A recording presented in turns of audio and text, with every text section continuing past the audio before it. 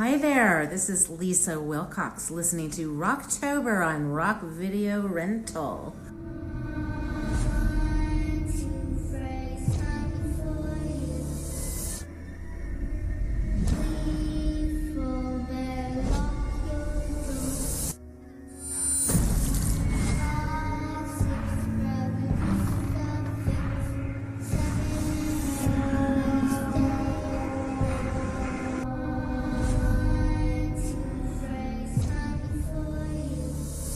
Hey, what's up, everybody, and welcome to Rock Video Rental. I am Brandon, and with me, as always, is Caleb, and we are continuing on with the Nightmare on Elm Street series, and we're going to be talking about Wes Craven's New Nightmare. It is from 1994 and is directed by Wes Craven, surprisingly. The plot is a demonic force has chosen Freddy Krueger as its portal into the real world.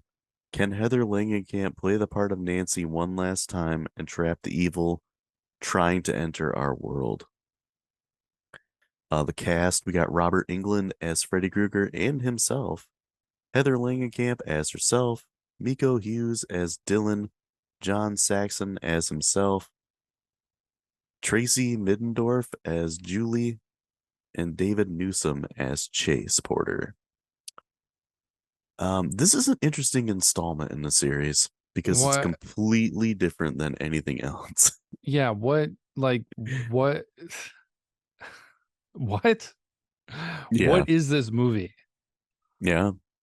Okay, and I gotta do this. I failed to do a little bit of my research. What was Wes Craven involved with before this? Like, how many of the movies?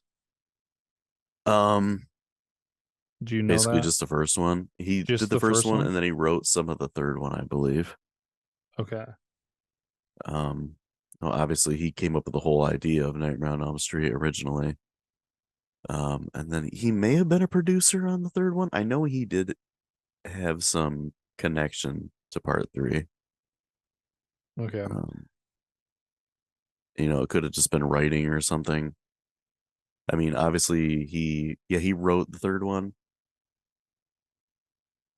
and he was an Okay. executive producer on it. Um, I Wes Craven, either people are love him or they hate him. Um, I don't know. I think he's pretty overrated, to be Oh, honest. so he came up with the Freddy Krueger concept though? Yeah, he completely wrote and directed the very first movie. Okay. So It was his idea. It was he saw something in a newspaper about oh yeah, you talked about like that. those Asian kids that were afraid to go to sleep and died in their sleep. Yeah. Yeah, so he came Um up with the whole idea of that. so definitely credit for him for that, but like yeah, this is just like I didn't realize that he wasn't more involved past the first movie up until this point. So when he was coming back in, I was like, oh, this should be kind of interesting because he's such a big part of it and all that. But then watching this, I was just like, I don't know how long I was sitting there on just being like, I don't know what I'm watching right now. Yeah. And it wasn't because of the weird intro. It was like after the intro, I was like, okay, they always do some kind of interesting at the beginning. And then I was trying to figure out what was really happening. I think it was by the time that there was the talk show and Robert England Yeah. showed Was up dressed like that Freddy. yeah, and I was just like, okay, I'm starting to piece this together, but this is still really, really weird. Yeah, it's movie's incredibly meta. Before being meta was like a big deal. I mean, he kind of took it a step further in Scream with all the self-referential stuff in that and references to other horror movies and all that kind of stuff. But I feel like this was almost um, I'm gonna try this, see if it works, and if people like it, then I'm gonna do more of it. And that's kind of Mhm. what he did with Scream because Scream was a huge hit, Yeah. which Scream's okay to me. I don't think it's as amazing as people say it is. I think it just came out at a certain time where people have a connection to it. Yeah. I don't know. Like I said, I feel like Wes Craven's a little overrated. Um, Tell us how you really feel. yeah, that's how I really feel. But before people start trying to crucify me here for saying that, um, I've seen this one quite a few times, not like a ton, just because it's so different than the other ones. I will say that there's parts of this that are creepy, Mm-hmm. much like the original movie, and it takes itself more seriously than a lot of the sequels did, which is kind of nice. Yeah, there were certain elements that were appreciated, but nothing overly successful. It did get a little goofy with the whole like, oh, Freddy's um back and he's more evil or scary or darker, isn't he? And then they basically made him like Jason X. Yeah, Like seriously, and when I saw him, I was just, when did Jason X come out? Anyways, was that after 2000. this? Okay, so that It was was like after. 2000, 2001, something like that. So maybe Jason X got inspiration from this, but yeah, Freddy looked weird. Yeah, I agree. Like not quite as goofy as some of the other ones, but he looked weird. Yeah, he Um didn't really look like Freddy too much. And no. why does he have a trench coat on? But the I did put down that it was, I don't know. I don't know if I would say it was good and appreciated that they kind of were giving it a new sense of danger with like, oh no, those were movies before and this is now real life. Yeah, this is coming over into real life. Them having to explain it was kind of dumb, but the fact that they were making it about um Heather and you know not her character Yeah, was different. I it was weird, man. yeah, yeah. It tried a lot of different things. Maybe some of the stuff was decent, like I said, taking itself seriously. Other things maybe didn't work as well. Um, I will say that Robert Englund's pretty great again Yeah, as consistent himself as and as ever. Freddy. I Yeah. mean, he's always good. Steady Freddy. uh, Man, I don't have like too much that's really like good or great in this. I don't think it's a bad movie. It's just it I doesn't feel like a Nightmare on Elm Street movie, and that's one of the things I have that's kind of bad with it. Because it's not. It's real life Nightmare on Elm Street. And it's kind of messed up like that because uh, I don't even know really where to start, but I'm going to start with the whole concept.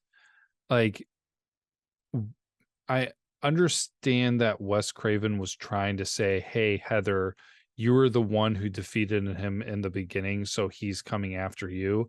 And it's like, no, Wes Craven, you're the one basically who created him. He You're should be writing the coming freaking after movie, and you. that's why he's coming back. Yeah. Yeah. Like, stop writing it. Stop, like, if he's doing anything, it should make sense that he's coming after you. Wes Craven, the person writing it, and not some random actress. Yep. If I felt anybody's a gatekeeper, it's the person who's writing it. like right, you're the one that's making this whole thing up. Um, there's too much going on in this movie. It feels a Mm-hmm. little disjointed. I mean, we got apparently Heather Langenkamp in the movie had a stalker, so she's worried about that. Her son's acting creepy. There's a bunch of earthquakes going on. Her husband dies in a weird accident, and Wes Craven's writing this new movie that's causing all this. Like, it's just too much going on for a Nightmare on Elm Street movie. Yeah. And dude, I cannot tell you how many times I looked at how much was left in this movie. And every time I was like, seriously? It's a long one, dude. That's I had too. It's like, why is this movie so damn long? Yeah. No I've said this before. No slasher movie should be over like an hour and 30 minutes. Yeah. No, totally agree. Totally agree. And that's Um, another thing too. The pacing in this isn't very good. It has so many like lulls in it. yeah, well, hold on, wait, did I have it? Did I have it down here? It took over an hour for Freddy to show up. Yeah. Like, yes, the whole claw thing kind of happened and some people died, but Freddy himself did not show up until an hour, over an hour into Yeah. this This movie. movie is basically 2 hours long. Yeah. It's pretty close to it. Yeah, it's like an hour and 52 minutes long, I think. Mhm. Like I that's just just, way too long. I, it just doesn't make sense. Like, I thought that honestly, the way that they were setting up, where how she had a stalker, I was totally prepared for the whole Friday the 13th plot twist where somebody was going to be stalking her and people were going to be dying like it was Freddy, and it was just going to be some lunatic fan or something like that who's trying to Yeah. make it real. That would have been a lot cooler, in my opinion. But maybe predictable, but this was just a mess. Like, there was no explanation. There was like, what was the goal? Like, Freddy was trying to come over into the real world, A but demon taking the form of Freddy. yeah, but how? Like, he Yeah. had to kill her. He had to take. He was trying to take over her son for some reason. Like, what was happening? Right. And don't get me started on the son. He's played by Miko Hughes, and I just can't stand that kid. Anything I've seen him in, I'm like, I just want to punch that little fucker in the face. Oh my gosh. Just he always I feel like his character is always the same. Like, oh, look at he's cute. And like, oh he just does like things that like a grown up would do. And I'm like, I can't stand that. And like his goofy sound and scream where he's like, "Ah!" It just drives me nuts.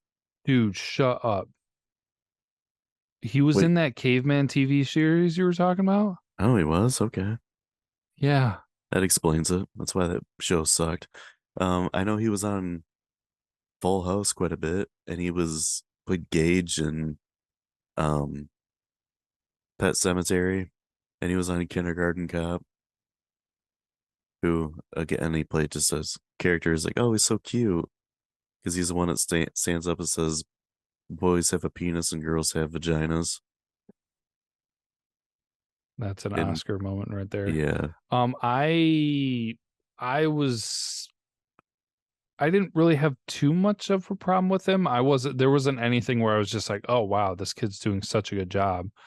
I don't feel like his performance took anything away, but didn't really help or improve anything. yeah, it just made So, me not really care for the character because I just don't like him. yeah. Well, honestly, like with this whole thing, I don't know. The only person that you seem to really care about is Heather, Yeah, and it just, I don't know. It's just, and dude, like Heather again, is not a great actor. she improved. She did improve, I'll say that, but she's still not good. Yeah. Still pretty wooden. Like, I don't know. I think she got lucky getting the role of Nancy in Nightmare on Elm Street, and that made her career because she Yeah. really hasn't done a whole heck of a lot else other than like little side roles. And like, would she even have had a career if she wasn't Nancy? Quite possible. I mean, that could I be mean, true. nothing against her. She's probably a really nice person, but You are just, just savage and just just wanting to destroy everyone tonight. right. And don't get me started about John Saxon. No, John Saxon was awesome because he's always good. That was another thing I had in positive too, was John Saxon in this movie, Yeah. and a little bit he was in it.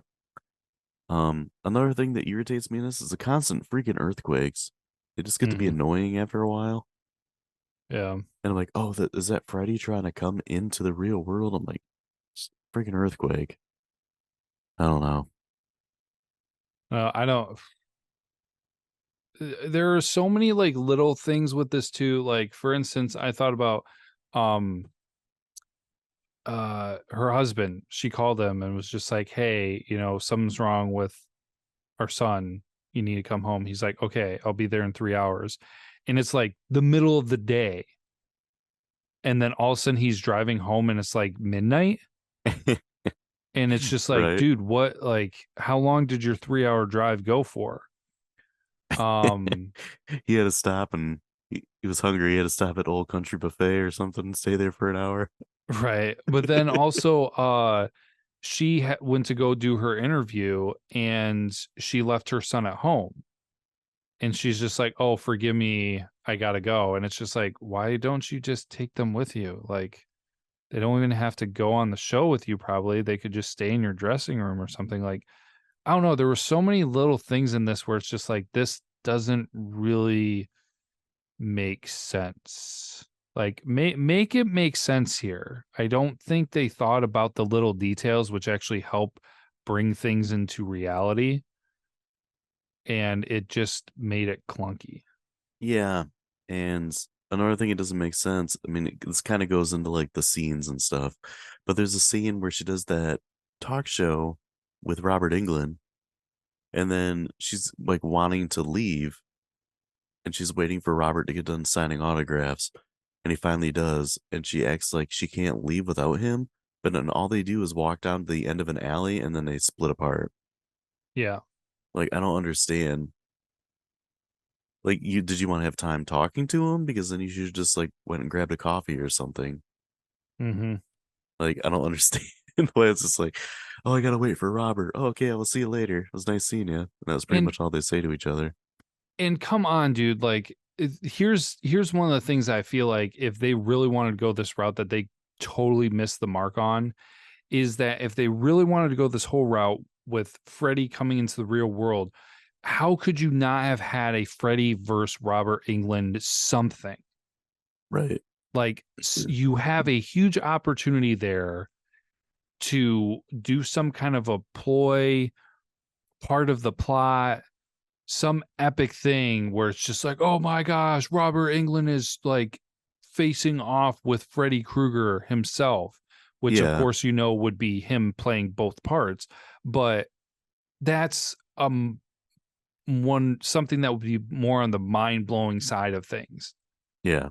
But then they went with this whole like goes down the rabbit hole into the sheets, falls into this like ancient demon temple, which has these furnaces and all this. Oh, yes. Here's probably one of the biggest things that really made me mad at the end of this movie.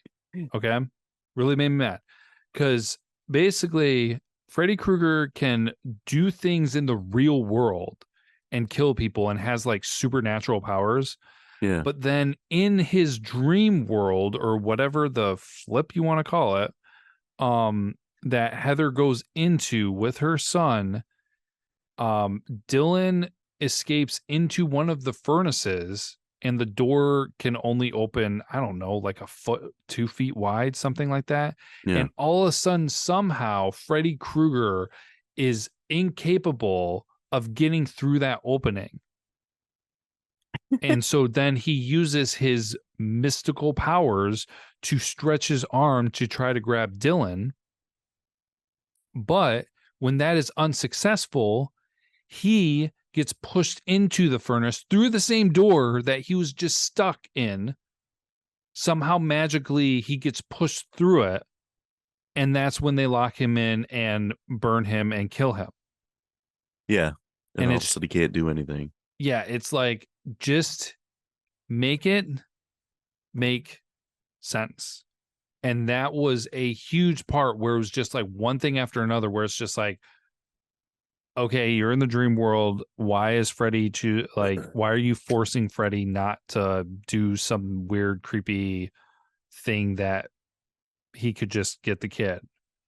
Okay, Yeah. why are you now allowing him to do fall through the door? Like, it just, it was so clunky. It was so disheveled. And that was like, you could have tried to save this movie from itself by having a strong ending. And so then they kill Freddy, they escape, they get out, they fall out of the bed, and then they decide to start reading the script to the movie. Yeah. And it's like, Really? Like that's did you What? just forget that like an hour or two ago, like your best friend was murdered in the hospital? Like, do you not think like maybe you should look out for you guys? Maybe be like, hey, does she have any family? Should we like do anything? No, let's read this script. Yeah. And let's not mention either, too, that how apparently as this goes on, she falls into a world where she is Nancy because John Saxon shows up and he acts like her dad and then calls her Nancy. Yes. Thank you. Like, at what point does she move from the real world to the dream world? Yeah. And is her body like so technically it was um when after she was chasing Dylan across the highway and she was coming down into her neighborhood and he showed up and they started interacting that started calling her Nancy. And Yeah. so it's just like, so what? Did she like fall and hit her head and she's like asleep on the side of the highway? Or is this real life and somehow Freddy Krueger is impacting real life? Like, what? Make it make sense. It doesn't. They don't explain enough. No, not at all. So there's some other weird stuff in this movie. Um, she calls Robert Englund to like talk to him, and she gets an answering machine, and the message is really strange because it says something about gone, can't take your call. It's like you've reached the Englands. Leave a message if you wish. It's like, but we're gonna be gone for some time. What? Yeah. It was really weird and like somber, Mm-hmm. quite bizarre. Um, and then when her husband dies, and she has to like go and like see his body or whatever. I'm like, so they send her to the hospital, right, to go see it, and she walks into the room and you're like hacking up this other guy with a bone saw. Yeah. Like you're just gonna be hacking up some random dude when this woman's coming to look at her husband. No, they Then don't I thought do it it was that way. weird too because they're like showing her the husband, and she's like, "I want to see again," and the guy's like, "Are you sure?" I'm like, "It's her freaking husband. If she wants to see her dead husband again, let her do it." And it's Mm-hmm. like, "Oh, he's got big cuts on him." Like, it's so stupid.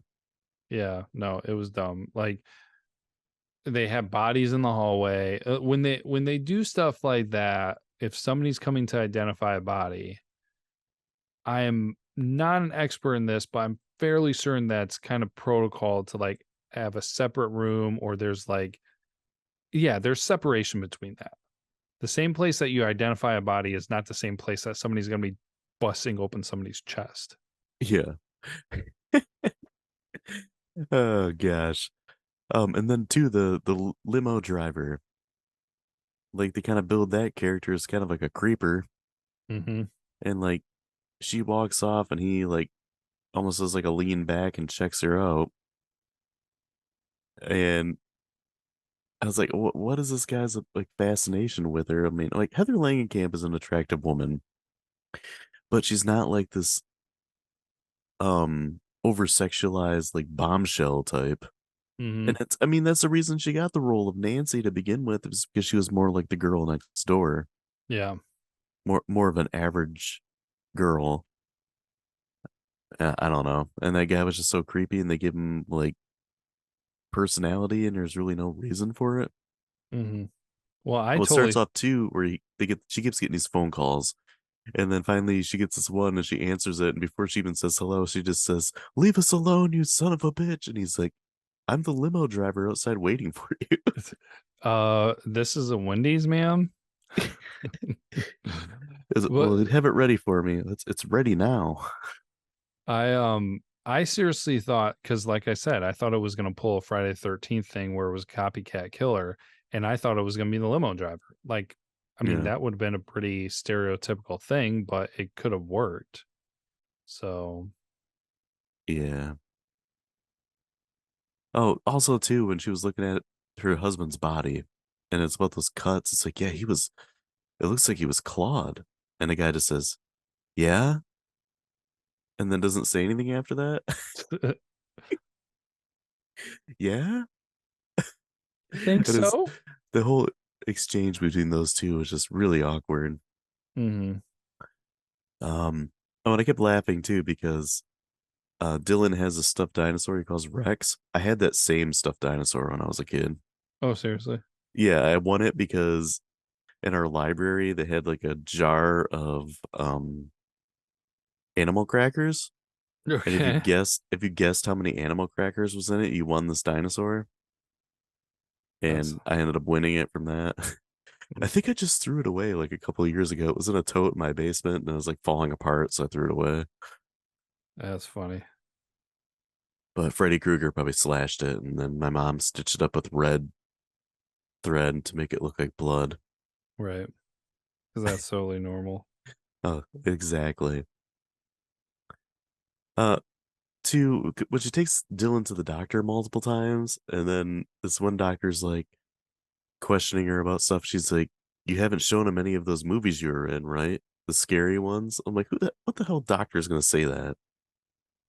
Right. I think that was just that doctor was kind of a bitch. But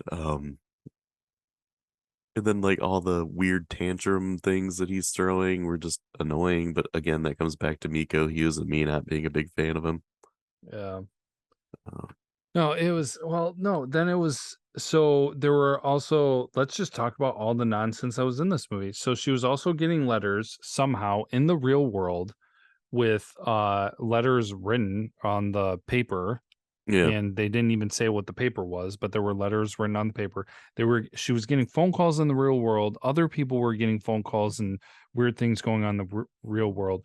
Wes Craven, at what point was it? Shoot, was it when her husband died? Yeah, I think when her husband died. Um, is obviously onto it, and he yeah. doesn't do anything. It's taking a life of its own, basically, is what he says. Yeah, and so basically, I mean, so he's just painting himself out to be like a selfish SOB at that Yeah. point, where it's just like, hey, you got fend for yourself. Sorry, I'm not going to give you a heads up. I'm barely going to divulge information to you, even though you showed up at my house. He's like, "Pff, sucks be you." Oh my gosh, like I just, uh the the kids episodes, the sleepwalking, the Rex, like Rex apparently there was beef between Rex and Freddy because Freddy did destroy him.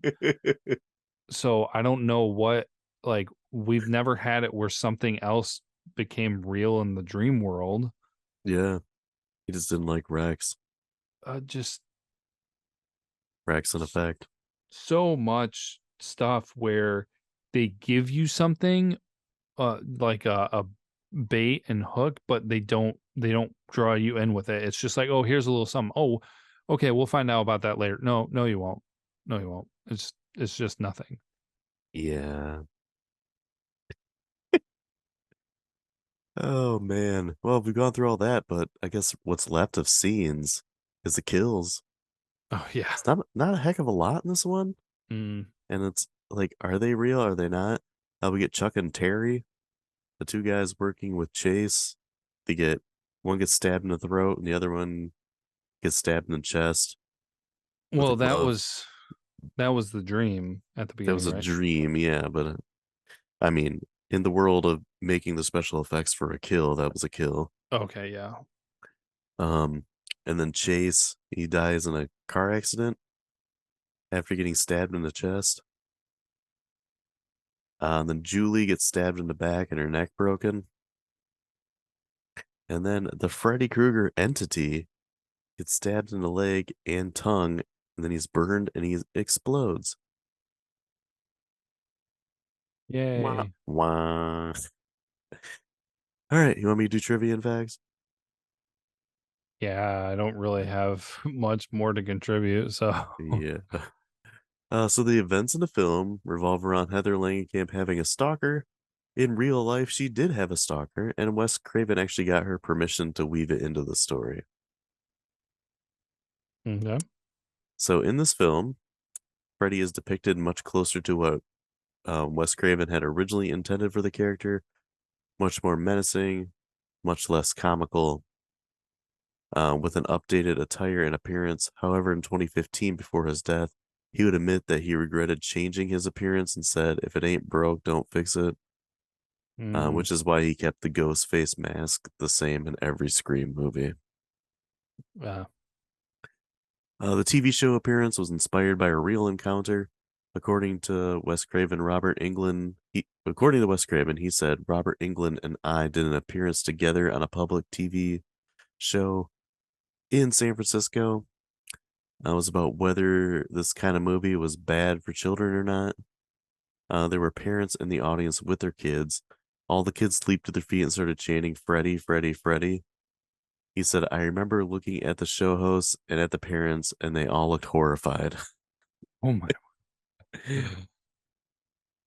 Which also at this time they had, or in the 80s, they had a talking Freddy Krueger doll that was made by Matchbox. Oh, that's not horrifying. Yeah, well, I mean, it's made for kids for an R-rated movie. They used to also make Rambo action figures, so there's that. And over the top action figures. So director Wes Craven had intended to ask Johnny Depp to make an appearance as himself at the funeral scene.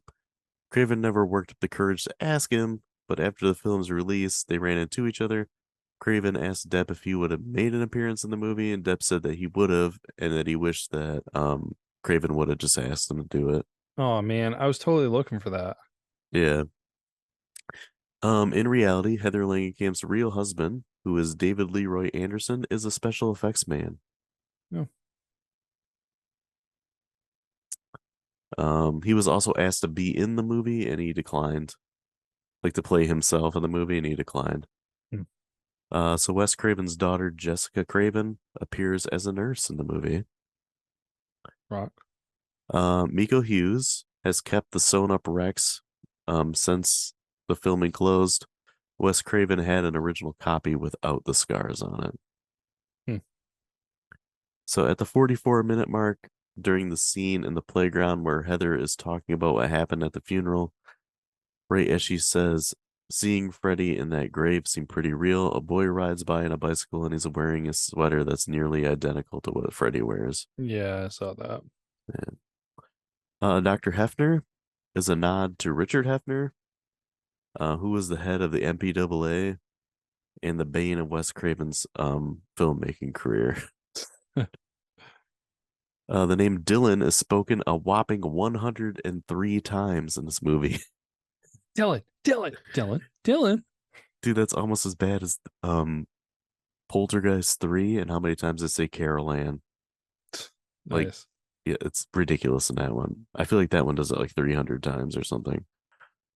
In Japan, the movie was retitled Nightmare on Elm Street: The Real Nightmare. The last thing I got is this movie cost 8 million and it made 19 million in the box office. Well, so better than most. Yeah. So grades. You felt pretty strongly about this, so I'll let you do it. What do you got? Oh, We got to guess. We got IMDb and we got Rotten Tomatoes first, though. yeah. But you'll get to go first. So, what do you think IMDb is? 4.0? It is a 6.4. What? No This one's a way. pretty well liked one. That's weird. Critic then, I guess I'll give it a guess 60. A 79. What? Shut up. Okay, audience needs to be more realistic. 65%. The audience is 66, so we were close. Okay. So your grade, what do you got? So last time with the Final Nightmare, did not feel like a normal one, and it was extra goofy and really bad. And this one I feel like was doing it kind of in a different way, not super intentionally. It felt different, but it was going more for the normal kind of Freddy. So I'm not gonna I guess, rip it as bad as the last one. Just because I don't know. The last one, I talked about how there were so few things that made it feel like an actually Freddy Krueger movie. Or Nightmare on Elm Street movie, or whatever you want to call it. This one kind of takes on the same thing, but it's doing it in the same sort of universe, but trying to put a reality spin on it. Yeah. Didn't really like it, didn't really care for it, don't think it was uber successful. I understand what they were trying to do, but I just don't think they did it well. I am, man, I might be coming down a little bit harsh on it. But I definitely would not give it more than maybe like 0.5 or 1 point more than what I'm going to give it, because I do not think it's that great at all, because it's slow, it's unorganized, it's not much of a slasher movie within itself. Like, the deaths were very far apart. Freddy didn't show up until halfway through the movie. And honestly, if you were watching this and you hadn't watched any of the other ones in the series, it probably would have even been more confusing. So I found myself giving it a 1 out of 5. Oh, dang. I wouldn't grade it that bad. I don't even know what my least favorite. Well, I know that the remake is my least favorite in this entire series, but next to that, I maybe part 6, just because it's so boring to me. I mean, at least this one tried to do something different. I mean, it didn't really capture that. And I've rewatched this one more than a couple of the other ones. Like we said, it doesn't really feel like a Nightmare on Elm Street movie at times. And I don't like that it's not really like Freddy. It's like a demon taking the form of Freddy, which is kind of lame. Mm-hmm. And it has too strong of like It feels, like Stephen King's It. Okay. I don't know. It's too meta, too self-referential for me, and I'm just not a huge fan of that. But at the end of the day, I feel like it's a competent movie. It's just kind of meh to me. So I ended up giving it a 2.5, kind of just middle of the road. Rock. And it's funny, like now that we've gone through this and we already did all the Friday 13th and Halloween movies, I've said this before that like the Halloween series has the highest highs and lowest lows. Mm-hmm. The Friday 13th movies are kind of all over the place because like the first one, I mean, it started the whole thing. It's kind of a classic, but I admit it's not the best in the series. But then it's like 2 and 4 are probably the best. So it's kind of like up and down. And then you got Nightmare on Elm Street, which starts off so great, and then it kind of takes a nosedive Yeah. the farther you go along. Mm. And I would say this one is a step up from the last one, Yeah. but it just doesn't feel like it fits within the series. So I think a 2.5 for me, just because it's so meh in my book. I used to Mm-hmm. enjoy this movie more, and now that I've watched it a couple more times, I'm like cooling on it. But yeah. Rock. So next time, though, we got the battle of Freddy and Jason. It'll be our second time watching this movie and talking about it. Oh I yeah. feel it'll be interesting to kind of cover it from the Nightmare on Elm Street side this time, Mm-hmm. because I feel like that movie does feel more like a Nightmare on Elm Street movie than it does a Friday 13th movie. And Yeah. that's what a lot of people have said, and like people that are more fans of Jason have complained about. But it'll be interesting to revisit that one too, because this or Freddy versus Jason and the remake are the only ones I saw in the theater. Okay. So yeah, it'd be fun to go back and watch that one again. But if you guys are liking the show, please like, subscribe, and share. Follow us on social media. Check out our YouTube. Check out our TikTok. And leave a review. Share the show. Let us know how you feel. If you guys are enjoying the Nightmare on Elm Street series, come by next week. We're going to be talking about Freddy vs. Jason for the second time. If you want to prepare for that, go back and listen to what we talked about the first time. But until then, as always, be kind and rewind.